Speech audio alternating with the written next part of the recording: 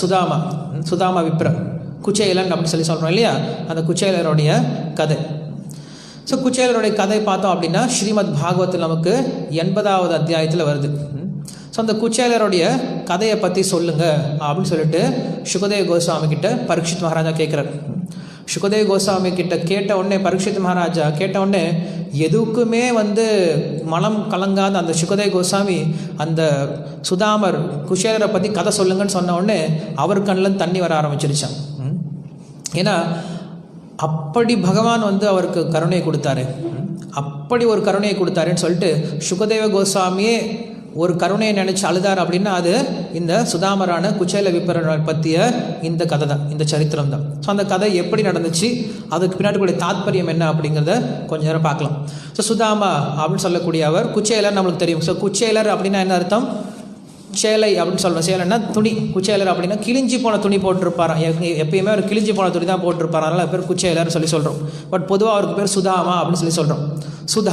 தாமா அப்படின்னா இருப்பிடம், சுதாமா அப்படின்னா நல்ல குணங்களின் இருப்பிடம் அப்படின்னு சொல்லி சொல்கிறோம். பொதுவாக மக்கள் ஏழையாக இருந்தாங்க, இல்லை ஏழ்மை தான் தப்பு செய்கிறதுக்கான முக்கியமான காரணம் அப்படின்னு நிறைய பேர் சொல்லுவாங்க. ஏன்டா திருடினேன், பணம் இல்லை என்கிட்ட அதனால் திருடிட்டேன், என்கிட்ட ஏழ்மை அதனால் என்ன பண்ணுறேன், தப்பு பண்ணிட்டேன் அப்படின்னு சொல்லி நிறைய பேர் சொல்லுவாங்க. ஸோ ஏழ்மையை அவங்க என்ன பண்ணுவாங்க, காரணம் காட்டி நான் இதை பண்ணிட்டேன் அதை பண்ணிட்டேன்னு சொல்லி சொல்லுவாங்க. ஆனால் இவர் எப்படி இருந்தார், ரொம்ப ஏழை பிராமணனாக இருந்தாலும் அவர் எப்படி இருந்தார், எல்லா விதமான குணங்களுக்கும் இருப்பிடமாக இருந்தார். அதான் சுதாமா அப்படின்னு சொல்லி சொல்கிறாங்க. ஸோ அவங்களுடைய மனைவி பேர் கல்யாணி அப்படின்ட்டு 2 பேர் இருந்தாங்க. ஸோ 2 பேர் வாழ்ந்துட்டுருக்காங்க. அந்த சுதாமரை பற்றி சொல்லும்போது சுகதேவ் கோஸ்வாமி என்ன சொல்கிறார் அப்படின்னா, சுதாமரை பற்றி 3 குணங்கள் சொல்கிறாங்க. முதல்ல எதுலேயுமே பற்று இல்லாமல் இருப்பாராம்.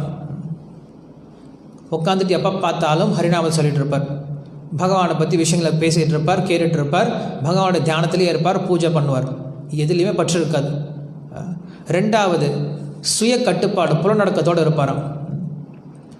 புலநடக்கம், ஏன்னா இது இருந்துச்சுன்னா இதுவும் இருக்கணும். ஃபஸ்ட்டு அவருக்கு என்ன கிடையாது, எதுலேயும் பற்று கிடையாது.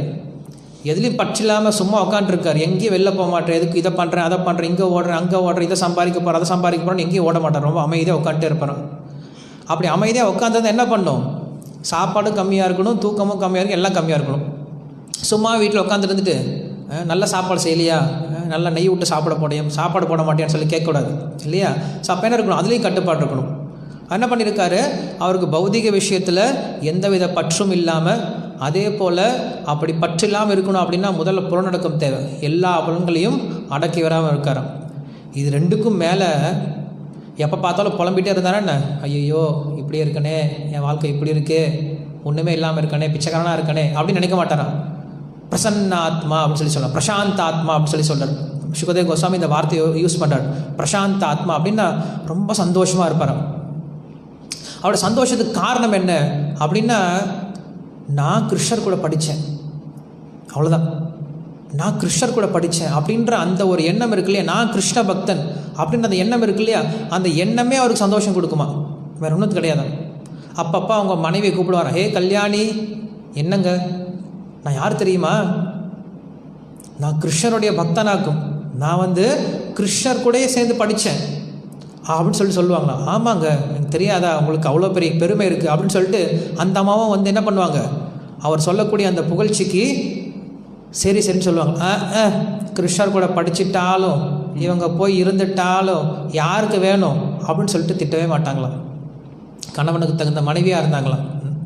அந்த மனைவியை பற்றி சொல்லும் போது சொல்கிறாங்க, ஒரு நாள் முகம் சுழிச்சு ஒரு வார்த்தை பேசுனது கிடையாது, ஒரு நாள் கூட உன்னை கல்யாணம் பண்ணிட்டு நான் என்ன சுகம் கண்டேன், உனக்கெல்லாம் எதுக்கு ஒரு கல்யாணம், ஒரு கேடா, நீ சன்னியாசம் வாங்கிட்டு போயிட வேண்டியது தானே அப்படின்னு சொல்லிட்டு ஒரு நாள் ஒரு வார்த்தை பேசுனது கிடையாது. கணவனுடைய மனம் அறிந்து அவருடைய நிலைமை அறிந்து மனைவி என்ன பண்ணுறாங்களாம், செயல்பட ஆரம்பித்தாங்களாம்.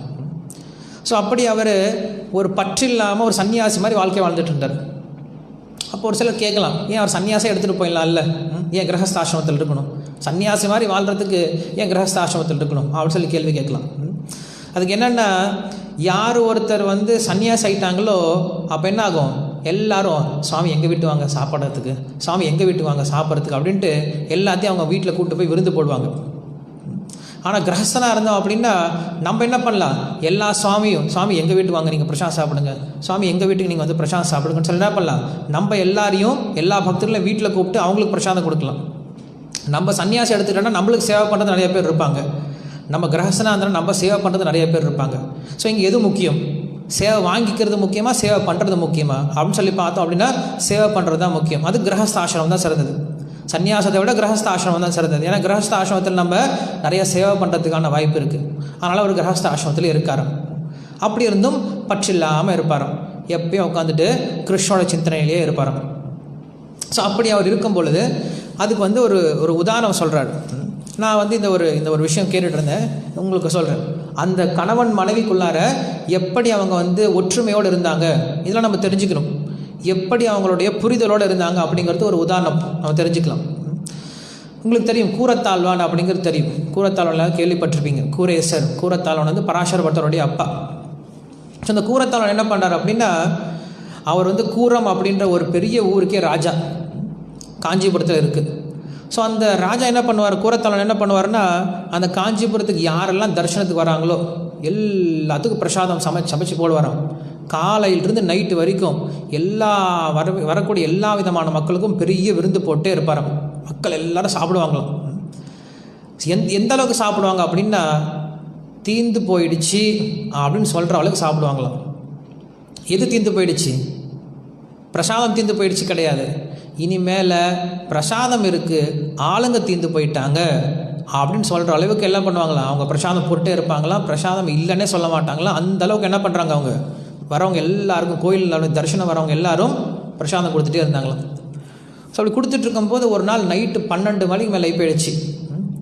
ஸோ 12 மணிக்கு வெளில வந்துட்டு கூரத்தாழ்வான் சத்தம் போகிறாரு, இன்னும் யாராவது பசியோடு இருக்கீங்களா, யாருக்காவது பிரசாதம் வேணுமா, வந்து சாப்பிட்றீங்களா அப்படின்னு சொல்லி சத்தம் போடுறாரு. யாரும் சத்தம் போடவே இல்லை. அது மீன்ஸ் எல்லாரும் சாப்பிட்டு முடிச்சிட்டாங்க. ஸோ அப்போ என்ன பண்ணுறாரு, அந்த கதவை மூடுறாரு, அந்த பிரசாதம் கொடுக்கக்கூடிய அந்த கூட்டத்தினுடைய கதவை மூடுறாரு. அந்த சத்தம் வந்து உள்ளே படுத்துட்டு இருக்கக்கூடிய அங்கே இருக்கக்கூடிய காஞ்சி வரதருக்கும் அங்கே இருக்கக்கூடிய லக்ஷ்மிக்கும் கேட்குதான். கேட்ட முன்னாடி லக்ஷ்மி கேட்குறாங்களே, என்ன சத்தம் இந்த நேரத்தில் அப்படின்னு சொல்லி கேட்குறாங்க. அதுவா, இப்போ தான் வந்து கூரத்தாழ்வானுடைய அந்த பிரசாதம் சாலை இருக்கு இல்லையா, அந்த அன்னதான சாலை, அது இப்போ தான் மூடுறாங்க அப்படின்னு சொல்லி சொல்கிறாங்களாம்.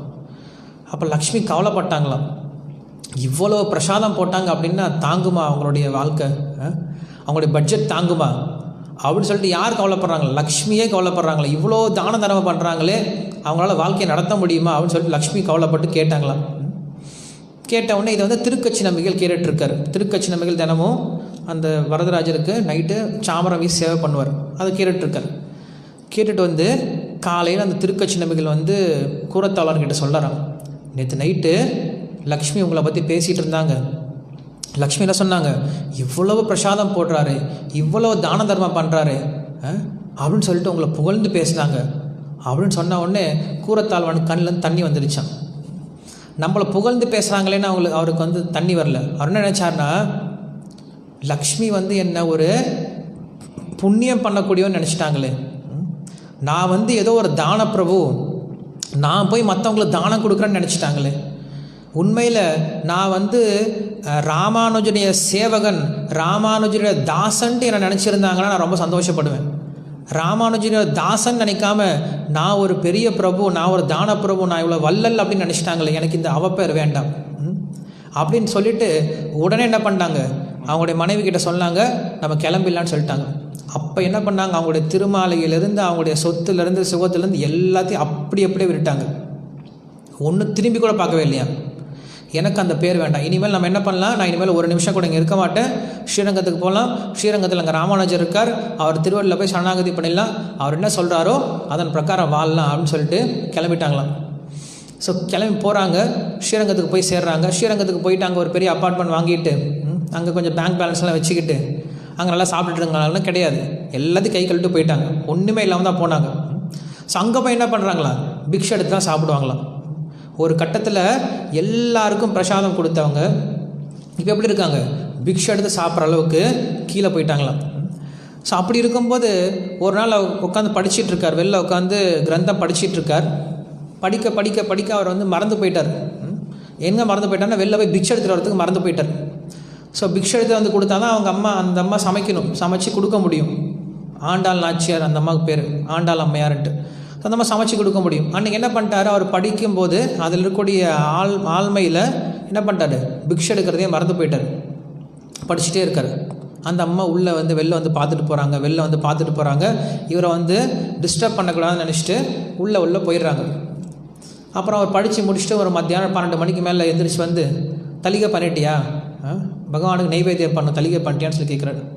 அரிசி இல்லை அப்படின்னு சொல்கிறார். உன்னை என்ன பண்ணியிருக்கணும், திட்டிருக்கணும். ஏன் முன்னாடியே சொல்ல மாட்டியா, நான் போய் எடுத்து வாங்கிட்டு வந்திருப்பேன் இல்லை அப்படின்னு திட்டிருக்கலாம். இல்லை அந்த அம்மாவை திட்டிருக்கலாம். சும்மா உட்காந்து படிச்சுட்டு வந்து சாப்பாடுன்னு கேட்டேன், எங்கே நான் கொடுக்குறது அப்படின்னு அந்த அம்மா சொல்லியிருக்கலாம். அவங்களும் ரொம்ப பொறுமையாக சொல்கிறாங்க அரிசி இல்லை அப்படின்ட்டு. இவரும் நினச்சாராம், சரி சாப்பிடக்கூடிய 1/2 மணி நேரம் மிச்சம் அப்படின்னு நினச்சி மறுபடியும் உட்காந்து படிக்க ஆரம்பிச்சிட்டாராம். ஸோ அப்படி நினச்சிட்டு இருக்கும்போது அப்போ தான் அங்கே அந்த ஸ்ரீரங்கத்தில் மணி ஓசை கேட்குது. பகவானுக்கு தலிகை உள்ளே கொண்டு போகிறாங்க, பிரசாதம் நெய்வேத்தியம் பண்ணுறதுக்கு உள்ளே கொண்டு போகிறாங்க. ஸோ அப்போ அந்த அம்மா நினைக்கிறாங்களா, அந்த கூரத்தாழ்வனுடைய மனைவி நினைக்கிறாங்களாம், இங்கே வெளில பையன் பசியில் அழுதுட்டுருக்கான், ஆனால் உள்ளே மட்டும் பெற்றோர்கள் எப்படி தான் சாப்பிட்றாங்களோ தெரியல. லக்ஷ்மி நாராயண் தாய் தந்தை, வெளியில் இருக்கக்கூடிய எல்லாரும் பெற்றோர்கள் குழந்தைங்க இல்லையா. ஸோ நினைக்கிறாங்களா, இங்கே கூரத்தாழ்வான் பசியோடு இருக்கார், ஆனால் உள்ளே மட்டும் அப்பா அம்மா எப்படி தான் சாப்பிட்றாங்களோ தெரியலையே அப்படின்னு சொல்லிட்டு நினச்சாங்களாம். இந்த விஷயம் அங்கே தெரிஞ்ச உடனே என்ன பண்ணுறாங்க, உடனே அங்கே லக்ஷ்மி ஆகிய பண்ணிட்டாங்க அங்கே இருக்கக்கூடிய பட்டருக்கு, எல்லா பிரசாதத்தையும் ஃபஸ்ட்டு கொண்டு போய் கூரத்தாழ்வான் வீட்டில் கொடுத்துரு, அவர் சாப்பிட்ட பின்னாடி அதுக்கப்புறம் மிச்சத்தை நீ கொண்டு வாங்க அப்படின்னு சொல்லி அமுச்சு விட்டாங்களாம். எல்லோரும் கூடையாக பிரசாதம் கொண்டு வராங்களா அந்த இடத்துக்கு. ஸோ கொண்டு வந்த பின்னாடி கூரத்தாழ்வான் எதுவும் வேணான்னு சொல்லக்கூடாது, நமஸ்காரம் பண்ணிவிட்டு கொண்டு வந்த பிரசாதத்தில் வாங்கி வச்சுக்கிட்ட பின்னாடி அவங்க மனைவி கிட்ட போய் கேட்குறாங்க, நீ ஏதாவது நினச்சியா, நீ ஏதாவது தப்பாக நினச்சியா அப்படின்னு சொல்லி கேட்டாரான். அந்த மனைவி சொன்னாங்களா, ஆமாம் நான் என்ன நினச்சேன் அப்படின்னா, இந்த மாதிரி குழந்தை வெளியே பசியாடு இருக்கும்போது அப்பா அம்மா மட்டும் உள்ளே சாப்பிட்லாமா அப்படின்னு சொல்லி நினச்சேன் அப்படின்னு சொல்ல உடனே தப்பு பண்ணிட்டியே. இப்போ எப்படி போயிடுச்சு, உனக்கும் எனக்கும் என்ன சம்பந்தம், இந்த ஒரு வாழ்க்கை தான் சம்பந்தம். நீ என்னுடைய மனைவி எப்போ ஆன, இந்த ஒரு வாழ்க்கையில் தான், இந்த ஒரு பிறவில தான் ஆன. இந்த ஒரு பிறவில இருக்கக்கூடிய சம்பந்தத்திலேயே நீ எனக்கு மேலே இவ்வளோ அக்கறை காட்டுற. அப்போ எனக்கும் பகவானுக்கும் எத்தனை பிறகு சம்பந்தம், அவருக்கு அக்கறை இருக்காதா என்ன, நான் பசியோடு இருப்பேன் எனக்கு எதாவது கொடுக்கணும் அப்படின்ற அக்கறை இருக்காதா என்ன, கண்டிப்பாக அக்கறை இருக்கும். ஆனால் நீ இப்போ என்ன பண்ணிட்ட, நீ நினச்சதுனால தான் பகவான் பிரசாதம் கொடுத்தாரு அப்படின்ட்டு பகவானுக்கு ஒரு வெக்கப்படக்கூடிய அளவுக்கு என்ன பண்ணிட்ட, நீ ஒரு விஷயம் செஞ்சுட்ட. ஸோ என்ன பண்ணுறாரு, அப்படிப்பட்ட ஏழ்மையான நிலைமையிலையும் பகவான்கிட்ட ஒன்று கேட்கணும் அப்படின்னு சொல்லிட்டு அவங்க என்றைக்கும் நினச்சது கிடையாது. பகவானுக்கு நம்மளால் என்ன பண்ண முடியும் அப்படின்னு தான் நினச்சாங்களாம். அதுக்கப்புறம் நிறைய கதை போகும், அந்த கூரத்தாழ்வானுடைய கதை போகும், நம்ம அந்த கதைக்கு போக தேவையில்லை. ஸோ இங்கே ஏன் சொல்ல வந்தேன் அப்படின்னா, ஒரு கணவன் மனைவிக்குள்ளார எப்படி ஒற்றுமையோடு இருக்காங்க, எப்படி அவங்களோட டீலிங்ஸ் இருக்குது அப்படிங்கிற விஷயத்த அங்கே காட்டுறாங்க. ஸோ அப்படிப்பட்ட கணவன் மனைவியாக எப்படி இருந்தாங்களாம், இந்த சுதாமாவும் கல்யாணி அப்படின்னு 2 பேர் இருந்தாங்களாம். ஸோ ஒரு நாள் அந்த அம்மா வெளில சொன்னாங்களாம், உங்களுடைய நண்பன் சொல்கிறீங்க இல்லையா கிருஷ்ணரை, ஒரு முறை பார்த்துட்டு வரலாம் இல்லை, ஸோ பார்த்துட்டு வரலாம் இல்லை அப்படின்னு சொல்கிறாங்களாம். அப்படியா, ஆமாம் நண்பர் தான், பார்த்துட்டு வந்தால் நல்லா தான் இருக்கும், சரி போகலாம் அப்படின்னு சொல்ல. அவர் கிருஷ்ணரை பார்க்கணுன்ற ஒரு விருப்பம்லாம் கிடையாது. ஏன்னா அவர் இங்கேயே கிருஷ்ணரை பார்த்துட்டு தான் இருக்கார், அது கிருஷ்ணருடைய நாமத்தை சொல்லிட்டு தான் இருக்கார், அவருக்கு போய் தனியாக பார்க்கணுன்ற அவசியம் கிடையாது. சரி பார்க்கலாம் அப்படின்னு சொல்லிட்டு அவர் பாட்டை உட்காந்து அவருடைய ஜபம் பண்ணிகிட்டு இருப்பார். மறுபடியும் 2ஆம் நாள் வருவாங்க, மறுபடியும் சொல்லுவாங்க, இன்றைக்காவது போய் கிருஷ்ணரை பார்த்துட்டு வாங்களேன். அதுவும் ரொம்ப ரொம்ப கடுமையாக சொல்லிட முடியாது. சொல்லிட்டான் அப்படின்னா உடனே அவருக்கு டவுட் வந்துடும், இத்தனை நாளாக சொன்னாமல் இன்றைக்கே சொல்கிறா இவன், அப்போ ஏதோ இவளுக்கு தேவை. ஸோ ஏதோ தேவைன்றதுனால போய் என்னை பார்த்துட்டு வர சொல்கிறான், ஏதோ பண தேவை அதனால போய் என்னை கிருஷ்ணரை பார்த்துட்டு சொல்கிறான் அப்படின்னு சொல்லிட்டு மனைவியை தப்பாக நினச்சிப்பாங்களாம். அதனால் மனைவி தன்னை தப்பாக நினச்சிக்காம ஆனால் கணவனுக்கு சொல்ல வேண்டிய விஷயத்தை எப்படி பண்ணுறாங்க, ரொம்ப நாசுக்காக ரொம்ப பொறுமையாக ரொம்ப பணிவோடு சொல்லி கொடுக்குறாங்களாம்.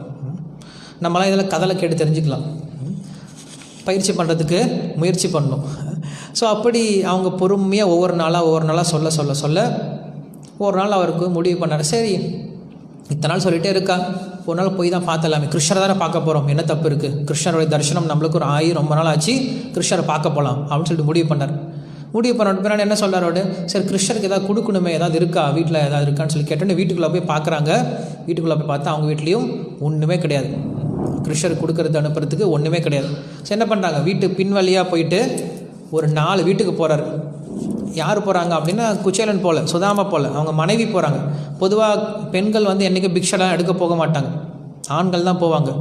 ஆனால் என்ன பண்ணுறாங்க, நீ கிருஷ்ணருக்கு கொடுக்கணும் அப்படின்னு சொன்ன உடனே தன்னுடைய மனைவியை என்ன பண்ணுறாங்க, அவங்க கணவன்கிட்ட சொல்லாமல் ஒரு 4 வீட்டில் போய், கொஞ்சம் எங்கள் கணவன் வந்து துவாரகைக்கு போகிறாரு, கிருஷ்ணரை பார்க்க போகிறாரு, ஏதாவது கொஞ்சம் கொடுங்களேன் அப்படின்னு சொல்லி கேட்குறாங்க. இது வரைக்கும் எந்த தன்னுடைய பசங்களுக்கு பசி அப்படின்னு சொன்னால் கூட எந்த வீட்லேயும் போய் பிக்ஷை எடுத்து வாங்கினது கிடையாது அந்த அம்மா. ஆனால் இப்போ கிருஷ்ணருக்குன்னு சொன்னவொன்னே என்ன பண்ணுறாங்க, வெளியே போய் பிக்ஷை கேட்க போகிறாங்க. 4 பேர் கொடுத்தாங்க, கொஞ்சம் அரிசி கொடுத்தாங்க. அதை கொண்டு வந்து நல்லா இடித்து வெறும் அரிசியாக இருக்குது, வெறும் அவுலாக தான் இருக்குது. அதில் கொஞ்சம் ஆட் பண்ணுறதுக்கு கொஞ்சம் சர்க்கரை, கொஞ்சம் தேங்காய் துருவிலாம் போடுறது எதுவும் கிடையாது அவர்கிட்ட. வெறும் அவள் அதனால் இடித்து ஒரு பழைய துணியில் கட்டி கையில் கொடுத்துட்டாங்க. சுதாமா தூக்கிட்டு போகிறாரு. அவள் கொண்டு வரும்போது அவங்க பசங்க பார்த்துட்டு ரொம்ப பசியோடு தான் இருக்காங்க. அந்த பசங்க பார்த்து, என்னம்மா அது அவளா, எனக்கு கொஞ்சம் கொடுமா அப்படின்னு சொல்லி கேட்கவே இல்லையா.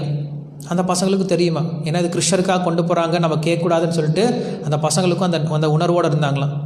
அதே போல் அவரும் வந்து என்ன பண்ணுறாரு, நடந்து போகிறார். அவர் இருக்கக்கூடிய இடத்துலேருந்து துவாரகைக்கு ஒரு 300 கிலோமீட்டர் மேலே இருக்குது. ஸோ போகிற வழியில் கொஞ்சம் சாப்பிடலாமே அப்படின்னு சொல்லிட்டு அவர் சாப்பிடவும் கிடையாதான். ஏன்னா இது கிருஷ்ண பிரசாதம், கிருஷ்ணருக்கு நைவேத்தியம் பண்ண வேண்டியது, கிருஷ்ணருக்கு உண்டான போகம், நம்ம சாப்பிடக்கூடாதுன்னு சொல்லிட்டு அப்படியே போகிறார். துவாரகைக்கு போய் சேர்ந்துட்டார். துவாரகையில் போய் சேர்ந்தார் அப்படின்னா அங்கே பார்க்குறாரா, இதில் எது கிருஷ்ணனுடைய வீடு, இங்கே கிருஷ்ணர் எங்கே இருப்பார்? ஏன்னா கிருஷ்ணர் அங்கே எப்படி இருக்கார், 16,108 திருமாளிகையில் 16,108 உருவத்தோட எல்லா ராணிகளோடும் இருக்கார். எல்லா மாளிகையும் ஒவ்வொரு மாளிகையும் ஒரு வைகுண்டம் மாதிரி இருக்கான். அவ்வளோ பெரிய திருமாளிகை, அவ்வளோ பெரிய மாளிகையெல்லாம் பார்த்துட்டு இதில் எங்கே கிருஷ்ணர் இருப்பார் தெரியலையே அப்படின்னு சொல்லிட்டு அவர் யோசித்து பார்த்துட்டு இருக்கும்போது அங்கே இருக்கிறதுலே மிகப்பெரிய ஒரு வீடு இருந்துச்சு. அந்த இடத்துல போய் வாசலில் போய் நின்னாராம். அந்த வாசலில் போய் நின்னார் அப்படின்னா இவர் போட்டுட்ருக்கிறது கிழிஞ்சி போன உடை, மேலெல்லாம் அழுக்கு படிஞ்ச உடம்பு, வியர்வை நாற்றம், எதுவும் சாப்பிடல, ஒல்லியாக இருக்கார். ஸோ இப்படிப்பட்ட ஒரு உருவத்தோட அவ்வளோ பெரிய மாளிகை முன்னாடி நின்றுருக்கார். உங்களுக்கு எப்போ அந்த மாதிரி நீங்கள் யோசித்து பார்த்துருக்கீங்களான்னு தெரில நம்மளுக்கு. பட் எனக்கு அந்த மாதிரி ஒரு சில ஐடியாஸ்லாம் இருக்குது. ஒரு பெரிய பில்டிங்கில் ஒன்றுமே இல்லாமல் ஏதோ ட்ரெஸ் போட்டு போய் பிச்சைக்காரன் மாதிரி போய் நின்னோம் அப்படின்னா நம்மளுக்கே கூச்சமாக இருக்கும், சே நம்ம எதுக்குலாம் இங்கே வந்தோம் அப்படின்ட்டு. அப்படி போய் நிற்கிறாரா, அங்கே போய் நிற்கிறாராம். நின்ன பின்னாடி அங்கே பார்க்குறாரு யாரெல்லாம் வந்திருக்காங்க அப்படின்ட்டு. ஒவ்வொருத்தரும் ஒவ்வொரு நாட்டிலேருந்து வந்திருக்காங்க. ஒருத்தர் சொல்லலாம், நான் நேபாள் நாட்டிலேருந்து வந்திருக்கேன், அங்கே நிறைய ரத்தன கம்பளம்லாம் கொண்டு வந்திருக்கேன், இங்கே கொடுக்கலான்னு வந்தோம், 3 மாதமாக காத்துட்ருக்கோம், உள்ள அனுமதியே கொடுக்க மாட்டேங்கிறாங்க ஒருத்தன் சொல்கிறான். இன்னொருத்தர் சொல்கிறேன், நான் கேரளாலேருந்து வந்திருக்கேன், நிறைய ஏலக்காய் கொண்டு வந்திருக்கேன், ஒரு கப்பல் நிறைய ஏலக்காய் கொண்டு வந்திருக்கேன், கொடுத்துட்டு போகலாம் அப்படின்ட்டு, கிருஷ்ணனுடைய தரிசனமே கிடைக்க மாட்டேங்குது அப்படின்னு ஒருத்தன் சொல்கிறான். இன்னொருத்தர் சொல்கிறான், நான் வந்து இந்த இடத்துலேருந்து வந்திருக்கேன், அங்கேருந்து வந்திருக்கேன்னு சொல்லிட்டு எல்லோரும் நிறைய விஷயங்களை வச்சுக்கிட்டு வெயிட் பண்ணி நின்றுட்டுருக்காங்களாம். எல்லாத்தையும் கிருஷ்ணருக்காக கொடுக்கறதுக்கு யாரும் கண்டுக்கவே இல்லை. ஏன்னா கிருஷ்ணருக்கு கொடுக்கறதுக்கு ஆளா, கிருஷ்ணருக்கு பார்த்தோம் அப்படின்னா அங்கே ஒவ்வொரு லக்ஷ்மியை சேவை பண்ணிகிட்டு இருக்காங்க. ஸோ லக்ஷ்மியே வீட்டில் இருக்கும்போது, வீட்டில் வந்து நம்மளுக்கு கொஞ்சம் பணம் இருந்தாவே நம்ம எவ்வளோ செல்வ செழிப்போடு இருப்போம். அப்படி இருக்கும்போது லக்ஷ்மியே வீட்டில் இருந்தால் எப்படி இருக்கும்? ஸோ அந்த அளவுக்கு அவங்க லக்ஷ்மி கடாட்சமாக இருக்கும்போது அவருக்கு எதுவும் தேவை கிடையாது. அவருக்கு தெரியும் இந்த பசங்கள்லாம் யாருமே என்ன கொண்டு வரல, பக்தியோடு கொண்டு வரல. இன்றைக்கி பொருள் கொடுப்பான், நாளைக்கு வந்து உதவின்னு கேட்பான். நான் வந்து இந்த ஊருக்கு படையெடுக்கலான் இருக்கேன், கொஞ்சம் உங்களுடைய எது குலத்தில் இருக்கக்கூடிய படைகள் அமுச்சு வைங்களேன்னு சொல்லிட்டு நாளைக்கு வந்து உதவி கேட்பான். அதனால் இவங்கெல்லாம் பக்தியோட கொண்டலன்னு சொல்லிட்டு கிருஷ்ணன் நிறுத்தி வச்சுட்டார். ஏன்னா கிருஷ்ணருக்கு என்ன தேவை, பக்தி தான் தேவை. கிருஷ்ணர் நம்ம கொடுக்கக்கூடிய பொருள் தேவையில்லை. கிருஷ்ணர் பகவத்கீதை தான் சொல்கிறார், பக்தியாமாம் அப்படின்னு சொல்லி சொல்கிறார். யோமே பக்தியாக பிரயச்சதி அப்படின்னு சொல்லி சொல்கிறார். நீ பக்தியோட கொடுத்தனா நான் எதை வேணால் எடுத்துக்க தயாராக இருக்கேன், நீ பக்தியோட கொடுக்கல அப்படின்னா நீ வந்து ஆயிரக்கணக்கான விஷயங்களை கூட எனக்கு தேவையில்லை அப்படின்னு சொல்லிட்டார். கிருஷ்ணருக்கு என்ன பசியாக என்னங்க, அவருக்கு இல்லாத விஷயமா என்ன? ஸோ நம்ம எந்த மனநிலைமையில் கொடுக்குறோமோ அதுதான் கிருஷ்ணருக்கு தேவை. ஸோ அப்படி அங்கே எல்லோரும் காத்துட்ருக்காங்க. இப்போ சுதாமா பார்க்குறாரு, அப்பா இவ்வளோ பேர் நின்றுட்டுருக்காங்களே, 3 மாதமாக 6 மாதமாக காத்துட்ருக்காங்களே, இவங்களுக்கே தரிசனம் கிடைக்கலையே, நம்மளெல்லாம் பார்க்கவா போகிறாங்க? இருந்தாலும் அவருக்கு ஒரு நம்பிக்கை, சரி சொல்லி தான் பார்க்கலாமேன்னு சொல்லிட்டு அங்கே இருக்கக்கூடிய ஒரு வாட்ச்மேன் வாயில் காப்பாளங்கிட்ட போய் நான் சுதாமா வந்திருக்கேன்னு சொல்லுங்கள் அப்படின்னு சொல்கிறாங்க. இன்னும் மகாபாரத்தில் பார்த்தோம் அப்படின்னா இன்னொரு கொஞ்சம் கதை வித்தியாசமாக சொல்கிறாங்க. என்ன சொல்கிறாங்க, கிருஷ்ணர் வந்து சொல்லியிருக்காராம் அந்த வீட்டில் இருக்கக்கூடிய கேட் கீப்பர்ஸ் கிட்ட சொல்லியிருக்காங்களாம், நம்ம ஆளுங்க யாராக வந்தால் மட்டும் உள்ளே விடு, மற்றவங்களை யாரும் உள்ளே விடாத அப்படின்னு சொல்லியிருக்காராம். அவங்களுக்கு ஒரே குழப்பமா, நம்மால் யார்? ஏன்னா கிருஷ்ணர் சொல்லாரு எனக்கு எந்த வித்தியாசமும் கிடையாது அப்படின்ட்டு, நான் யாருக்கிட்டையும் வித்தியாசம் பார்க்குறது கிடையாது, பாகுபாடுக்கு பார்க்கறதையான்னு சொல்கிறாரு. ஆனால் இங்கே என்ன சொல்கிறாரு, நம்ம ஆளுங்க மட்டும் உள்ள விடு, நம்ம ஆளுங்களாம் எப்படி இருப்பாங்க அப்படின்னு கேட்டேன்னா அது கிருஷ்ணர் சொன்னாராம். யார் ஒருத்தர் நெத்தியில் நாமம் போட்டுக்கிட்டு கழுத்தில் துளசி மாலை போட்டுக்கிட்டு வாய் நிறைய என்னுடைய பேரை சொல்லிகிட்டு இருக்கான்னு அவங்களாம் நம்மால், அவங்கள மட்டும் முதல்ல உள்ள விடு, வைஷ்ணவர்களை, மற்றவங்க எல்லாத்தையும் வெளில நிற்க வச்சுது அப்படின்னு சொல்லியிருக்காரு. ஸோ அப்படி சொல்லியிருக்கிறதுனால இவங்க போய் ஒரு வாயில் காப்பாளர்கிட்ட போய் கேட்குறாரு, இந்த மாதிரி சுதாமா வந்திருக்கேன் சொல்லு, உள்ளே போய் சொல்லிட்டு வாங்க அப்படின்ட்டு. அந்த காவலாளிங்க என்ன பண்ணாங்களா, 2 பேரும் கையெடுத்து கும்பிட்டாங்க, நீங்கள் முதல்ல உள்ளே போங்க. என்னது இவங்க எல்லாரும் 3 மாதம் 6 மாதம் காத்துட்ருக்காங்க, என்ன உள்ளே போக சொல்கிறீங்க? ஏன்னா அது கிருஷ்ணர் எங்களுக்கு கொடுத்த ஆக்கியம். எந்த ஒரு வைஷ்ணவனையும் ஒரு நிமிஷம் கூட வெளில காக்க வைக்கக்கூடாது, உடனே விட்டுருங்கன்னு சொல்லியிருக்காரு. நீங்கள் முதல்ல உள்ளே போங்க அப்படின்னு சொல்கிறார். சுதாமா உள்ளே போகிறார். ஸோ உள்ளே போனார் அப்படின்னா அங்கே ஒரு கேட் கீப்பர் இருக்கார், கூட்டிகிட்டு போகிறார், கிருஷ்ணருடைய அந்த அறைக்குள்ளே கூட்டிகிட்டு போகிறார். அந்த அறைக்குள்ளே பார்த்தோம் அப்படின்னா கிருஷ்ணருடைய முக்கியமான 8 ராணிகள் யார் யார் அப்படின்ட்டு நீங்கள் அப்புறம் யோசித்து தெரிஞ்சுக்கோங்க, கிருஷ்ணாவுக்குள்ளே படித்து தெரிஞ்சுக்கோங்க. ஸோ 8 ராணிகள் முக்கியமான அஷ்டமகிஷிகள் இருக்காங்க. அவங்க எல்லாரும் ஒரே இடத்துல இருக்காங்களாம், கிருஷ்ணரோட சேர்ந்து பெட்டில் உட்காந்து பேசிகிட்டு இருக்காங்க. கிருஷ்ணர் என்ன பண்ணுறாரு, அவங்களோட சேர்ந்து பெட்டில் உட்காந்து பேசிகிட்டு இருக்கார். ஸோ அப்போ ஒரு காவலாளி சொல்கிறான், அங்கே கிருஷ்ணர்கிட்ட சொல்கிறான், இந்த மாதிரி உங்களை பார்க்குறதுக்கு ஒரு பிராமணர் வந்திருக்கார். அப்படியா? உங்களோட சேர்ந்து படித்தாரா? அப்படியா? அவர் உங்களுக்கு தெரியுமா? அவர் பேர் சுதாமாவா? சுதாமா வந்திருக்காரா அப்படின்னு சொல்லிட்டு கிருஷ்ணர் அங்கேருந்து டப்புன்னு குதிச்சார், ஓடி போகிறார். அங்கே ராணிகள் கூட உட்காந்து பேசிகிட்டு இருந்த அவர், தன்னுடைய அந்தரங்கமான இடத்துல பேசிகிட்டு இருந்த அவர் எப்போ சுதாமான்னு கேள்விப்பட்டாரோ உடனே எதிர்த்து ஓடுறாராம். ஓடி போய் சுதாமா வந்துட்டியா, இத்தனை நாள் கழிச்சு எனக்கு இப்போ தான் ஞாபகம் வந்தா, என் மேல் ஞாபகம் வந்துச்சான்னு சொல்லிட்டு சுதாமாவை கட்டி பிடிச்சிக்கிட்டாராம். சுதாமாவுக்கு ரொம்ப சந்தோஷம் ஆகி போயிடுச்சு. இத்தனை வருஷம் என்னை ஞாபகம் வச்சிருக்கியா கிருஷ்ணா அப்படின்னு சொல்லிட்டு அவர் ரொம்ப சந்தோஷப்படுறார். கிருஷ்ணர் பக்த வத்சலன் இல்லையா? கிருஷ்ணருக்கே உண்டான ஒரு முக்கியமான குணம் என்னது, பக்தர்கள் மேலே அவ்வளவு அவருக்கு பிரியம் இருக்குது. அந்த ஒரு பிரியம் இருக்கிறனால தான் கிருஷ்ணன் நம்ம எல்லாரும் வழிபடுறோம். மற்ற எந்த ஒரு கடவுளும் இந்த அளவுக்கு பக்த வத்சல்யத்தை நீ பார்த்துருக்க முடியாது. ஸோ அப்படி பக்த வத்சலனாக இருக்கிறனால சுதாமா அப்படி ரிசீவ் பண்ணிக்கிட்டார். ஸோ சுதாமா கூட்டிகிட்டு உட்கார வைக்கிறார். எங்கே உட்கார வைக்கிறாரு, தான் எங்கே படுத்துட்டு இருக்காரோ, தன்னுடைய அஷ்டமகிஷைகளோட படுத்துட்டு இருக்காரோ அந்த பெட்டு மேலே உட்கார வைக்கிறாரு. அவர் ரொம்ப கூனி குறுகி உட்கார்றார். எப்படி உட்காருது இந்த மாதிரி ஒரு இடத்துல அப்படின்னு சொல்லிட்டு உட்கார்றார். உட்கார்ந்த பின்னாடி கிருஷ்ணரே என்ன பண்ணுறார், தன்னுடைய கையால் தட்டை கொண்டு காலு கீழே வைக்கிறார். பாதாபிஷேகம் பண்ண ஆரம்பிக்கிறார். ருக்மிணி தண்ணி ஊற்றுறாங்க, கிருஷ்ணர் பாதத்தை கழுவுறார். யார்? சாக்ஷாத் பகவான் அப்படின்ற ரீதியில் பார்த்தாலும், இல்லை துவாரகாதீஷன் அப்படின்ற ரீதியில் பார்த்தாலும் அவருக்கும் சுதாமாக்கும் ஒரு கனெக்ஷனுமே கிடையாது, ஒரு சம்பந்தமும், அவங்களுடைய தகுதியை பார்த்தோம் அப்படின்னா ஒரு ஈக்குவாலிட்டியும் கிடையாது. ஆனால் என்ன பண்ணுறார் கிருஷ்ணர், சாதுக்களுக்கு எப்படி சேவை பண்ணும் அப்படிங்கிறது அவர் தன்னுடைய உதாரணமாக காட்டுறார். சாது அப்படின்னு வந்துட்டாங்க அப்படின்னா ஒருத்தர் ராஜாவாக இருந்தாலும் சரி, பகவானாகவே இருந்தாலும் சரி, அந்த வைஷ்ணவனுக்கு நம்ம அந்த அளவுக்கு மரியாதை கொடுக்கணும்னு சொல்லிட்டு என்ன பண்ணுறாரு, பாத பூஜைலாம் பண்ணுறார். பாத பூஜை பண்ணி முடிச்சுட்டு அவருக்கு நல்ல துணிகள்லாம் கொடுக்குறார். நல்ல துணியெல்லாம் போட்டுக்கிட்டார். கூப்பிட்டு போய் உட்கார வச்சு சாப்பாடு வைக்கிறாங்களாம். நிறைய விருந்து வச்சுருக்காங்களாம். அவர் இது வரைக்கும் பார்க்காதது கேட்காதது எல்லா ஐட்டம்ஸ் வச்சுருக்காங்களாம். லட்டு ஒவ்வொன்றும் இவ்வளோ பெரிய இளநீ மாதிரி இருக்கான், இளநீ சைஸில் இருக்கான். எல்லாத்தையும் ஒரு மாதிரி வச்சுட்டாங்க. ஸோ இவர் சாப்பாடே பார்க்காதவர் உடனே எல்லாத்தையும் கபகபன்னு சாப்பிட மாட்டார். இவருக்கு தெரியும், இவருக்கு அந்த நாகரிகம் தெரியும். ஏன்னா சரியாக சாப்பிட்டா தான் நம்ம சரியாக சர்வம் பண்ண முடியும், அவங்களுக்கு பரிமாற முடியும். சும்மா கண்டபடி சாப்பிட்டோன்னா அங்கே சேவை பண்ணுறது கூட பிடிக்காது. ஸோ அங்கே யார் சேவை பண்ணுறாங்க அப்படின்னா லக்ஷ்மிலாம் சேவை பண்ணுறாங்க, ருக்மிணி, சத்யபாமை, மித்ரவிந்தை. ஸோ இப்படி அங்கே இருக்கக்கூடிய அஷ்டமகிஷிகள் என்ன பண்ணுறாங்க, அவங்க சேவை பண்ணுறாங்களாம். சுதாமா பார்த்துட்ருக்காரு, லக்ஷ்மியை பார்க்குறாரு. எனக்கு இந்த மாதிரி ஒரு பாக்கியமா, லக்ஷ்மி எனக்கு பரிமாறுறாங்க, கிருஷ்ணர் எனக்கு பக்கத்துலேருந்து சாமரம் பேசிகிட்டு இருக்காரு, இந்த மாதிரி ஒரு பாக்கியமா அப்படின்னு சொல்லிட்டு அவர் சாப்பிட்டுட்ருக்கார். மெதுவாக சாப்பிட்டு முடித்தார். சாப்பிட்டு முடித்த பின்னாடி மறுபடியும் சுதாமா கூட்டிகிட்டு போய் தான் எப்போ அந்த ருக்மிணியோட தனியாக படுக்கக்கூடிய ஒரு அந்தரங்கமான ஒரு இடம் இருக்குது, அந்த இடத்துக்கு உள்ளே கூப்பிட்டு போயிட்டார். கூட்டிகிட்டு போய் அந்த பெட்டில் படுக்க வச்சிட்டார். சுதாமா வெளில பார்த்ததே ஒரு கருணை, அவர்கிட்ட பேசினதே ஒரு கருணை, அவரை கட்டி பிடிச்சது இன்னொரு கருணை, அவருக்கு பாதாபிஷேகம் பண்ணதே ஒரு கருணை, அதுக்கும் மேலே அஷ்ட மகிழ்ச்சிகளோடு வந்து அவருக்கு சேவை பண்ணதே ஒரு கருணை, அவளுக்கு பிரசாதம் கொடுத்ததே ஒரு கருணை, அதுக்கும் மேலே எங்கே கொண்டு வந்திருக்காரு, தானும் ருக்மிணியும் மட்டும் இருக்கக்கூடிய அந்த ஒரு இடத்துல கொண்டு சுதாமா உட்கார வச்சுருக்காங்க. அந்த அளவுக்கு என்ன பண்ணுறாரு, தன்னுடைய நண்பனுக்கும் தன்னுடைய பக்தனுக்கும் அவ்வளவு மதிப்பு கொடுக்குறாரு. அவருக்கு ப்ரைவசி அப்படிங்கிறது கிடையாது. பக்தன் அப்படின்னு வந்துட்டாங்கன்னா எல்லா இடத்துலையும் ஓப்பன் தான்.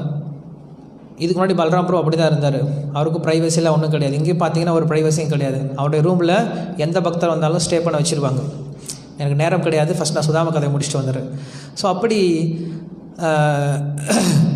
அங்கே வந்து படுக்க வச்சுட்டாங்க. படுக்க வச்சுட்டு சும்மா கிடையாது, கிருஷ்ணன் என்ன பண்ணுறாரு, மெதுவாக ஒரு கால் பக்கத்தில் உட்காந்துட்டு காலை தூக்கி தன்னுடைய மடியில் வச்சுக்கிட்டு காலை அமுத்தி விட ஆரம்பித்தாராம் கிருஷ்ணன் சுதாமாவுக்கு. ஸோ கால் அமுத்தி விட்டுட்டே பேசிகிட்டு இருக்காராம். இவ்வளோ தூரம் நடந்து வந்து எனக்காக நீ ஏன் என்னை இத்தனை நாளாக பார்க்க வரவே இல்லை, நீ இத்தனை நாளாக பார்க்க வராதது எனக்கு ஒரு விஷயத்தை ஞாபகப்படுது. என்ன ஞாபகப்படுத்துது அப்படின்னா, கண்டிப்பாக நீ நல்லா வாழ்ந்துட்டுருக்க. ஏன்னா என்னை பார்க்க வந்தால் நீங்கள் ஏதோ கஷ்டத்தில் இருக்க, அதனால் நீ பார்க்க வந்தேன்னு எனக்கு தெரியும். ஆனால் நீ என்னை விட நல்லா இருக்கிறதுனால என்ன பண்ணுற, நீ என்கிட்ட வரவே இல்லைன்னு நினைக்கிறேன். என்னை விட உனக்கு நல்ல பெரிய செல்வம் இருக்குதுன்னு நினைக்கிறேன் உங்ககிட்ட. அவர்கிட்ட இருந்து என்ன செல்வம், ஒரே ஒரு செல்வம் தான், பக்தி அப்படின்ற ஒரு செல்வம் மட்டும்தான் அவர்கிட்ட இருந்துச்சு. ஆனால் என்ன சொல்கிறார் கிருஷ்ணர், நீ என்னோட ரொம்ப பணக்காரன், அதனால நீ வந்து என்னை பார்க்க வரவே இல்லை போல இருக்கு அப்படின்னு சொல்கிறார். கால் அமுத்து விட்டுட்டுருக்கார். ராணிகள்லாம் பின்னாடி உட்காந்து பேசிகிட்டு இருக்காங்க. என்னது, யார் இது, புதுசாக திடீர்னு வந்தார், இவருக்கு என்னமோ இவ்வளவு சேவை பண்ணுறாரு நம்ம பகவான் போய் அப்படின்னு சொல்லிட்டு எல்லாரும் பார்த்துட்டு இருக்காங்களாம். பார்த்துட்டு இருக்கும்போது கிருஷ்ணர் திரும்பி பார்க்குறாரு. எல்லோரும் ஓடி வந்துட்டாங்க கிருஷ்ணர் கூப்பிட்றான்னு சொல்லிட்டு. ஸோ அங்கே என்ன பண்ணுறாங்க, சாமரம் வீச ஆரம்பிக்கிறாங்க. ருக்மிணி பக்கத்தில் உட்காந்து சாமரம் வீசுகிறாங்களாம் நின்றுக்கிட்டு. ஸோ கிருஷ்ணர் சொல்கிறார், ஏன் நின்றுட்டே வீசுகிற, உட்காந்துட்டு வீசு அப்படின்னு சொல்கிறாரு. சுதாமா பக்கத்தில் உட்கார வச்சுட்டாங்க. சுதாமா படுத்துட்டு இருக்காரு. கிருஷ்ணர் வந்து கால் பக்கத்தில் நின்றுட்டு கால் பிடிச்சிக்கிட்டு இருக்காங்க. ருக்மிணி வந்து தலை பக்கத்தில் உட்காந்துட்டு சாமரம் வீசிகிட்டு இருக்காங்களாம். சுதாமாவுக்கு என்ன பேசுகிறதுனே தெரியல. இந்த மாதிரி ஒரு சூழ்நிலையில் அவருக்கு வாய் பேச்சே வரல. அவர் தான் கேட்கலான்னு நினச்சிட்டு வந்தாரா இல்லையான்னு தெரியல. வாய் பேசாமல் அவர் பாட்டு சைலண்ட்டாக இருக்கார். ஏன்னா சுதாமா பேசாமல் இருக்கு, ஏதாவது பேச அப்படின்னு சொல்லிட்டு கிருஷ்ணர் பேச முயற்சி பண்ணார். அதுக்கப்புறம் அவர் சொல்ல ஆரம்பிக்கிறார், நம்ம குருகுலத்தில் எப்படிலாம் இருந்தோம். குருகுலத்தில் ஒரு நாள் நம்ம 2 பேரும் விறகு எடுக்க போனோம். ஸோ போயிட்டு வரும்போது மழை வர ஆரம்பிச்சிருச்சு. ஸோ அங்கே வந்து ஒரு சின்ன குகை இருந்துச்சு. அந்த குகையில் என்ன பண்ணோம், நம்ம விறகு உள்ளே வச்சுட்டு நம்ம 2 பேரும் வெளில அந்த மலையில் நனைஞ்சிட்டு இருந்தோம். காலையில் குரு வந்து பார்க்குறாரு. வந்து பார்த்தாரு. அப்படின்னா நம்மளை பார்த்துட்டு, என்ன நீங்கள் நினைஞ்சிருக்கீங்க, விறகெல்லாம் நினையாமல் உள்ள இருக்கு அப்படின்னு சொல்லி கேட்கும்போது, நாங்கள் விறகு உள்ளே வச்சுட்டு நாங்கள் வெளில நின்று இருந்தோம் அப்படின்னு சொன்னோம். குரு எவ்வளோ சந்தோஷப்பட்டார். நீங்கள் வந்து உங்களை கஷ்டப்படுத்திக்கிட்டு விறகை வந்து நீங்கள் காப்பாற்றி கொடுத்தீங்களே அப்படின்னு சொல்லிட்டு நம்மளுக்கு ஆசீர்வாதம் பண்ணார். ஸோ அப்படி நிறைய விஷயங்களை சொல்கிறார். ஸோ இப்படி நம்ம எப்போ குருவுக்கு சேவை பண்ணமோ, குருவை நம்ம எப்படி திருப்திப்படுத்தணும், அந்த குரு என்ன பண்ணார், நம்மளுக்கு நல்ல விஷயத்தை கொடுத்துருக்க, நல்ல கடாட்சம் பண்ணார். ஸோ அவருடைய கருணையினால் நம்ம என்ன பண்ணுறோம், இப்போ நம்ம எல்லாரும் நல்லா வாழ்ந்துட்டுருக்கோம். அந்த குருனுடைய கிருப்பை தான் இது எல்லாமே அப்படின்னு சொல்லிட்டு குருனுடைய பெருமையை பற்றி சொல்லிட்டு இருக்காரு கிருஷ்ணர். இதெல்லாம் கேட்டுட்ருக்கார். கேட்டு அப்படியே தூங்கிட்டார். தூங்குற பின்னாடி காலைல ஐ போயிடுச்சு. எந்திரிச்சு குளிச்சுட்டு சுதாமா ரெடி ஆகிட்டார். ரெடி ஆன பின்னாடி கிருஷ்ணர் பக்கத்தில் உட்கார வச்சுட்டு, சரி இத்தனை நாள் கழித்து வந்திருக்கியே, எனக்கு ஏதாவது கொண்டு வந்தியா, எனக்கு ஏதாவது கொடுக்கறது கொண்டு வந்தியா, அவனோட கண்டிப்பாக அவனுடைய மனைவி சும்மா அனுப்பிச்சிருக்க மாட்டாள், ஏதாவது கொடுத்துருப்பாள், என்ன கொண்டு வந்த அப்படின்னு சொல்லி கேட்குறாரு. என்ன கொண்டு வந்து என்ன கொடுக்க முடியும், ஏன்னா வெளில பார்த்தோன்னா அத்தனை பேர் வெயிட் பண்ணிகிட்டு இருக்காங்க கொடுக்கறதுக்கு. நான் ஏதோ அவள் கொண்டு வந்துட்டேன்னு சொல்லி எப்படி கொடுக்க முடியும், ரொம்ப வெக்கப்படுறாரு, கொடுக்கறதுக்கே வெக்கப்படுறார். கிருஷ்ணர் பார்த்துட்டார், ஒரு சின்ன பை இருக்குது அப்படின்னு சொல்லிட்டு, என்னது என்ன வரைச்சிருக்கு அப்படின்னு சொல்லிட்டு அந்த பையை பிடுங்குறார். பிடுங்கி ஓப்பன் பண்ணி பார்த்தா அவள் இருக்கு. ஆஹா, எனக்கு ரொம்ப பிடிச்சதாச்சே இது, நான் சாப்பிட்ருவேனே, இதை கொடுத்துருக்காளே அவ அப்படின்னு சொல்லிட்டு என்ன பண்ணார், ஒரு பிடி அவள் எடுத்து கவுக்குன்னு வாயில் போட்டார். அதில் கொஞ்சம் கூட தண்ணி கிடையாது, சர்க்கரை கிடையாது, தேங்காய் பால் விட கிடையாது, எதுவும் கிடையாது, வெறும் வரன்னு இருக்கு அவள். அதுவும் பிக்ஷை எடுத்துகிட்டு வந்த அவள். என்ன பண்ணுறாரு, எடுத்து வாயில் போட்டார். ருக்மிணி பக்கத்துலேருந்து பார்த்துட்டு இருக்காங்க. என்னமோ சாப்பாட்டுக்கு செத்த மாதிரி, பார்த்த உடனே சாப்பாடு எடுத்து கபக்குன்னு வாயில் போட்ட மாதிரி இந்த அவள் எடுத்து வாயில் போட்டுக்கிட்டாரு. தொண்டையில் போய் எங்கேயாவது மாட்டிக்க போதுன்னு சொல்லிட்டு வந்து கிருஷ்ணனுடைய கையை பிடிச்சிக்கிட்டாங்களாம். போதும், நீங்கள் இந்த அவள் சாப்பிட்டு தான் அவனுக்கு நல்லது பண்ணும் அப்படின்ற அவசியம் கிடையாது, அவனுக்கு தேவையான எல்லா விஷயமும் கொடுக்கப்பட்டு விட்டது அப்படின்னு சொல்லிட்டு லக்ஷ்மி சொல்கிறாங்களாம். ருக்மிணி சொல்லிட்டு அந்த சுதாமாவை ரொம்ப நல்லா பார்த்தாங்களாம். பார்த்த பின்னாடி கிருஷ்ணரும் என்ன பண்ணிட்டார், போதும்னு சொல்லிட்டு அந்த அவளை நிறுத்திட்டார். சரி, அதுக்கப்புறம் கொஞ்சம் நேரம் பேசியிருந்துட்டு, சரிப்பா நீ வந்து ரொம்ப நேரம் ஆகி போயிடுச்சு, உங்கள் வீட்டில் உங்கள் மனைவிகள் குழந்தைங்களாம் காத்துட்ருப்பாங்க, நீ ஊருக்கு கிளம்பு. ஏன்னா நீ குழந்தைங்களை கூட்டால் தான் இங்கே இருந்திருக்கலாம், இப்போ நீ வந்து லேட் ஆகிட்டு தனியாக வந்திருக்க இல்லை என்ன பண்ணு, நீ முதல்ல ஊருக்கு கிளம்பு அப்படின்னு சொல்லிட்டார். சுதாமா என்ன பண்ணுறார், ஆமாம் சரிதான் சொல்லிட்டு அவரும் கிளம்ப ஆரம்பிச்சிட்டார். சுதாமா ஒரு வார்த்தை கூட ரொம்ப கஷ்டத்தில் இருக்கேன் ஏதாவது கொஞ்சம் கொடுங்க அப்படின்னு சொல்லிட்டு அவரும் ஒரு வார்த்தை கூட கேட்க கிடையாது. கிருஷ்ணர் என்ன பண்ண கிடையாது, அவரும் ஒரு வார்த்தை கூட கேட்கவே கிடையாது, எப்படிப்பா இருக்குன்னு சொல்லிட்டு அவரும் கேட்கவே கிடையாது. எல்லாம் அவங்களுக்கு கண்ணாலே பேசிட்டார். ஸோ அப்படி அவர் கிளம்பி போகிறாரு. போகும்போது சுதாமா நினச்சிட்டே போகிறாராம், நான் எவ்வளோ ஒரு தரித்திரம் பிடிச்சவன், கிருஷ்ணன் எப்படி பார்த்துக்கிட்டாரு, வீட்டுக்குள்ளே என்னை அப்படி வச்சு பார்த்துக்கிட்டாரு, தன்னுடைய மனைவியோடு சேர்ந்து எனக்கு அவ்வளோ சேவை பண்ணார், என்னால் கிருஷ்ணருக்கு என்ன கொடுக்க முடியுது, ஒன்றுமே கொடுக்க முடியலையே. ஸோ அந்த சூழ்நிலையில் அவர் என்ன நினச்சாரு, நான் கிருஷ்ணருக்கு ஒன்றுமே பண்ண முடியலையே, என்னால் கிருஷ்ணருக்கு ஒன்றுமே கொடுக்க முடியலையே அப்படின்னு நினச்சாரே தவிர அவர் என்ன பண்ணவே இல்லை, கிருஷ்ணனுக்கு ஒன்றுமே கொடுக்கலையே அப்படின்னு சொல்லிட்டு புலம்பிகிட்டே போலையாம். ஸோ அவர் வீட்டுக்கு போய் சேர்றார். ஸோ போய் சேர்ந்தோம் அப்படின்னா அவர் எந்த இடத்துல இருந்தாரோ அந்த இடமானது கம்ப்ளீட்டாக மாறி போச்சு. அந்த வீடானது பெரிய மாளிகையாக மாறி போயிடுச்சு. நம்மளுக்கு டிவிலாம் காட்டும் போது வேறு மாதிரி காட்டுவாங்க. அவங்க மனைவி வந்து ரொம்ப பேராசை பிடிச்ச மாதிரி எல்லாம் நகையை எடுத்து போட்டுட்டு இது பைத்தியக்காரி மாதிரி அங்கங்கே சுற்றிட்டு இருப்பதெல்லாம் காட்டுவாங்க. அந்த மாதிரி கிடையாது. ஏன்னா அவங்க மனைவி அப்படிப்பட்ட ஒரு கணவனுக்கு மனைவியாக அமையணும் அப்படின்னா அவங்களுக்கு அந்த மாதிரி ஞானம் இருக்கணும்.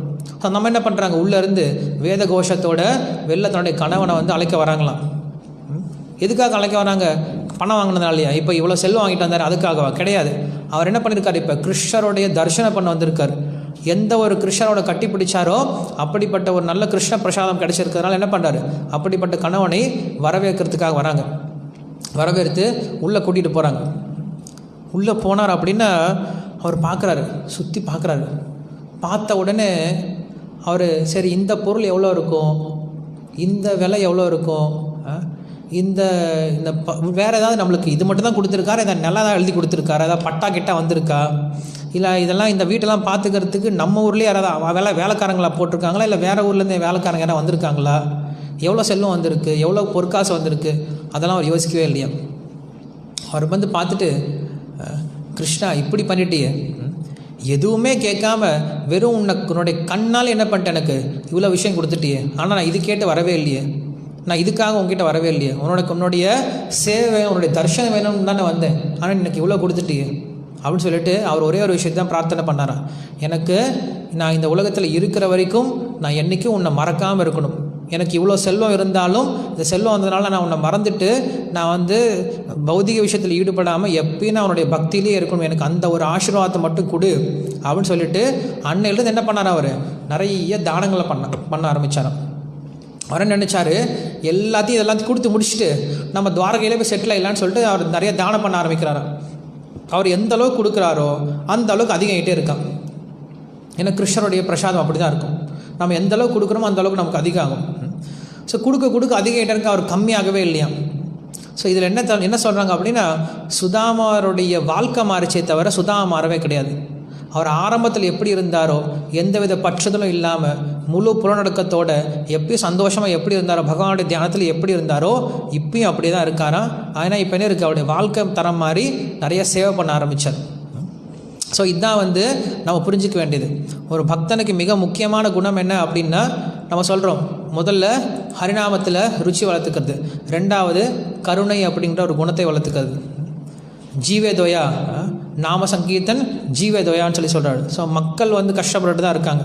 ஸோ மக்களுக்கு நம்ம கண்டிப்பாக உதவி பண்ணணும். எப்படிப்பட்ட உதவி பண்ணணும், செல்வத்தினால கிடையாது, மற்ற விஷயத்தினால கிடையாது. நம்மளுக்கு செய்யக்கூடிய மிக பெரிய உதவி என்ன அப்படின்னா, வைத்தமாநிதி அப்படின்னு சொல்லக்கூடிய அந்த பகவானை கொடுக்கணும் அவங்களுக்கு. எப்போ நீங்கள் பகவானை கொடுத்துட்டீங்களோ அப்போ அவன் எந்த கஷ்டமும் பட மாட்டான். அப்படி இல்லாமல் நீங்கள் அவங்களுக்கு எவ்வளோ தான் கொடுத்தாலும் அவன் ஏதாவது ஒரு வகையில் கஷ்டம் தான் பட போகிறான். இன்றைக்கி சாப்பாடு கொடுக்கலாம், நாளைக்கு யார் கொடுக்க போகிறாங்க? ஒருத்தன் ட்ரெஸ் கொடுக்கலாம், அதுக்கப்புறம் என்ன பண்ண போகிறான்? இன்றைக்கி இந்த நோய் வந்துச்சு, மறுபடியும் இன்னொரு நோய் வரப்போகுது. ஸோ இப்படி நம்ம செய்யக்கூடிய மற்ற உதவிகள் எல்லாமே அவங்களுக்கு தற்காலிகமாக தான் உதவி பண்ணும். ஆனால் நம்ம எப்போ பகவானை கொடுக்குறோமோ அப்போ எதுவுமே நிரந்தரமாக இருக்குது. இதுதான் ஸ்ரீல பிரபுபாதர் அடிக்கடி சொல்வார். ஸ்ரீல பிரபுபாதர் வந்து இந்த இஸ்கான் இயக்கத்தை சொல்லும்போது இது வந்து சமூக சேவை பண்ணுறதுக்காக கிடையாது, மக்களுக்கு கிருஷ்ணரை கொடுக்கறதுக்கான இயக்கம். எப்போ நீங்கள் கிருஷ்ணரை கொடுத்துட்டீங்களோ அப்போ நீங்கள் மற்றவங்களுக்கு தனித்தனியாக எதுவும் கொடுக்கணுன்ற அவசியம் கிடையாது. நீங்கள் கிருஷ்ணரை கொடுத்துட்டீங்க அப்படின்னா கிருஷ்ணர் அவங்களுக்கு எல்லாமே கொடுக்க போகிறார். ஸோ நம்ம செய்ய வேண்டியது, நம்மளுடைய இயக்கத்தோட மிக முக்கியமான குறிக்கோள் மக்களுக்கு கிருஷ்ணரோட பக்தியை கொடுக்கணும். அந்த கிருஷ்ண பக்தி எப்படி கொடுக்கறது? ஹரிநாம சங்கீர்த்தனாலையும், கிருஷ்ணரை பற்றி பேசுகிறதுனாலையும், கிருஷ்ணருடைய விஷயங்கள் ஞானத்தை நம்ம மற்றவங்களுக்கு கொடுக்கறதுனால. ஸோ இப்படி தான் இந்த அக்ஷய திருதியானது இந்த 2 விஷயம் நடந்தது அப்படிங்கிறத நான் இதோட முடிச்சுக்கிறேன். உங்களுக்கு ஏதாவது கேள்வி இருந்துச்சோ இல்லை டவுட்ஸோ இல்லை கமெண்ட்ஸோ இருந்தால் சொல்லலாம்.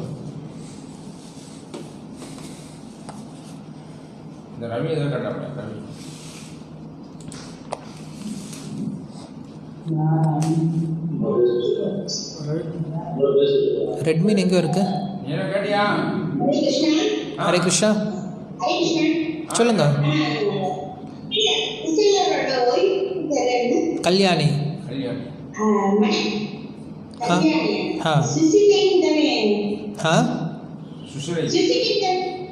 சுச்சி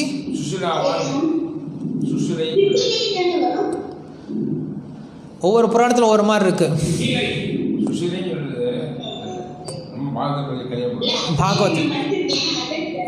பாகவத்தில் அப்படி இருக்கு. ஒவ்வொரு புராணத்தில் ஒவ்வொரு மாதிரி பேர், மேபி 2 பேர் இருக்கலாம் அவங்களுக்கு. எப்படி குச்சேலருக்கு 2 பேர் இருக்கு, குச்சேலன் சுதாமான்னு சொல்லி சொல்கிறோம், அந்த மாதிரி 2 பேர் இருக்கலாம். ஜஸ்ட் அடிச்சா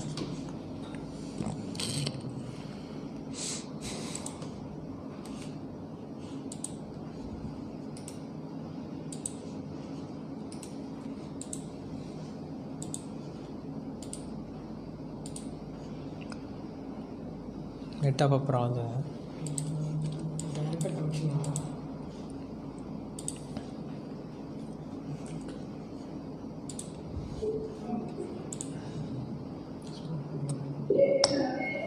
ஹரே கிருஷ்ணா.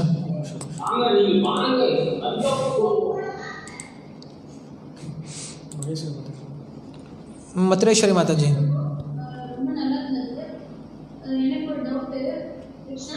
சொல்லுங்க. கேட்குது கேட்குது.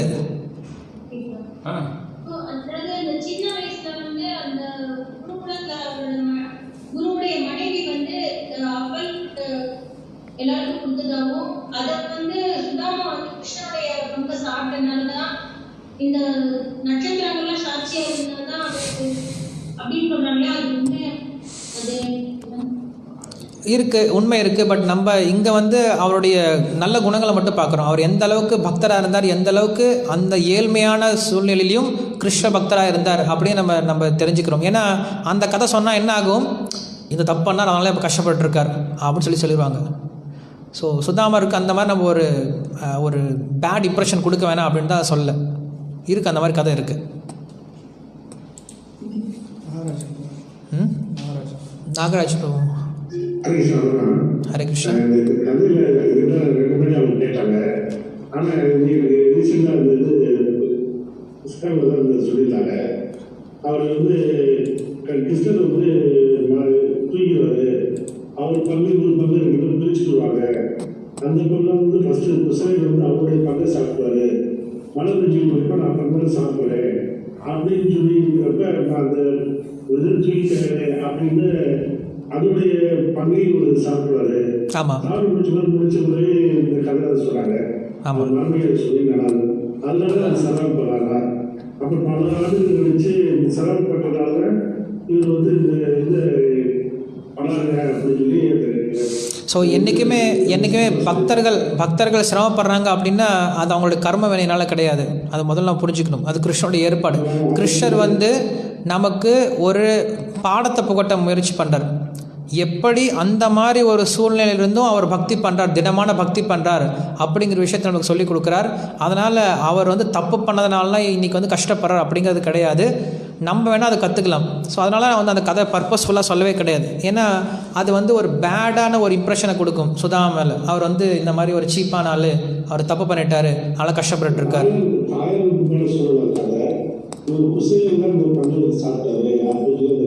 ஸோ அதனால் என்ன பண்ணக்கூடாது, நம்ம கிருஷ்ணருக்கு சொந்தமான எதுவும் சாப்பிடக்கூடாது. முதல்ல அவர் கொடுத்துட்டு தான் சாப்பிடணும்.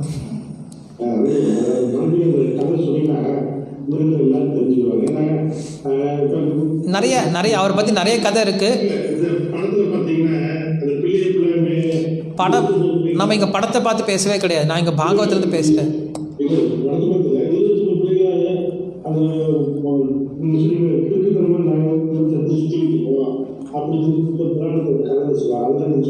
நான் சொன்னேன்ல,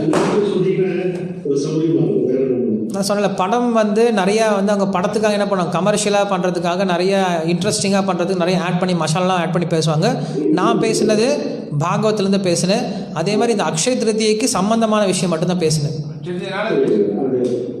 ஏன்னா அவரை பற்றி பேசுகிறது நிறையா இருக்குது, நிறைய டாபிக்ஸ் இருக்குது, அவரை பற்றி பேசுகிறது நிறைய லீலைகள் நிறைய புராணத்தில் இருக்குது. பட் நம்மளுக்கு அதெல்லாம் பேச தேவை கிடையாது. நம்மளுக்கு அக்ஷய திருதியை என்ன சம்மந்தம் இருக்கோ அது மட்டும் தான் பேசினேன் இன்றைக்கி. சரி, மறுபடியும் 4 மணிக்கு ஸ்டார்ட் ஆகும். யார் இது? தினகரன் திண்டுக்கல் அப்படின்றது. ஹரே கிருஷ்ணா, வணக்கம்.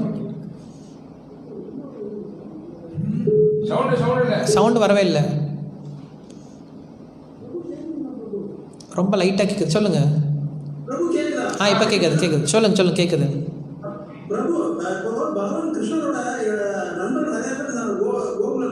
ஆமாம்.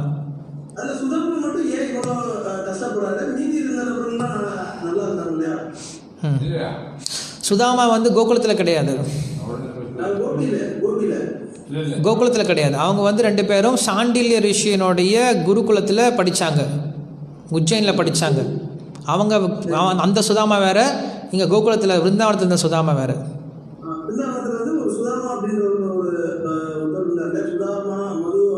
மதுமங்கள் சுதாமா இருந்தாங்க, அவங்க வேறு, இது வேறு. நன்றி. ஹரே கிருஷ்ணா.